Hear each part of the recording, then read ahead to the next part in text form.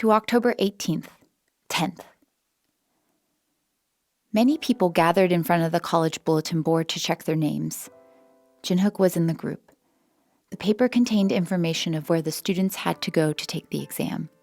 After checking their names, students left the place one by one with an expression full of excitement and expectation.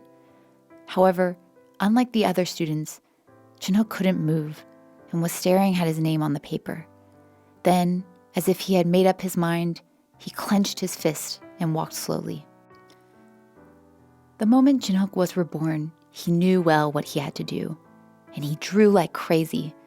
The more he drew, the more comfortable he felt. Above all, painting itself was happiness to Jinhook. As he had been indulged in alcohol the first time he came to France, Jinhook now indulged himself in painting. For the first time in his life, Jinhook had a goal and plan of his own. He wanted to learn art, so he began to visit various schools for interviews. However, a nobody Asian like him was unable to satisfy the schools with some paintings and awkward French, and this was the last college he'd knock on the door before giving up. Jinhook, who was very nervous in front of the professors, felt the same atmosphere from other college interviews he failed to overcome. Sensing his fate, Jinhook turned back bitterly and was about to walk out. At that time, a professor stopped Jinhook and talked to him gently. "No French university will accept you, but you already have your own world of art, which isn't bad. Look for a gallery, not a college." At least, that was what Jinhook roughly understood. He thought the professor was teasing him and bit his lips as he left the interview room.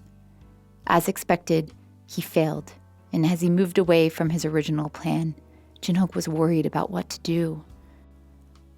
While the cycle of worries continued endlessly, what the professor said to him lingered in his ears. Gallery? Jinhook doubted this, but decided to give it a chance. When he made up his mind, he searched for galleries throughout Paris. Burning self-introduction on CDs in French, he put one on each gallery with his own paintings. Contrary to what the professor said, there was no contact from anywhere. And when there were only a few CDs left, a small gallery which looked like a shop caught his eyes. Jinhook entered without much expectation and showed his work. Unlike the other gallerists, this gallerist liked Jinhook's work, and an interview took place right on the spot. At least in 7 months, with luck and skill, Jinhook worked as a sponsored artist at the gallery.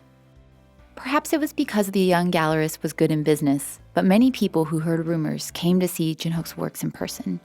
And both financially and emotionally, he helped Jinhook a lot. In a year and 4 months of first coming to France, Jinhook was registered as a French artist. To someone who majored in art, Jinhook's stride will be absolutely ridiculous. An Asian registered as an official French artist with fair support is difficult even for someone who has been devoted to art for over a decade.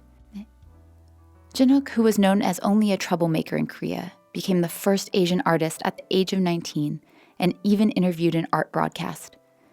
Well, he did ruin the broadcast because of his poor French, but Jinhook was amazed and happy with all these moments. However, another ordeal came to Jinhook's seemingly happy and smooth path.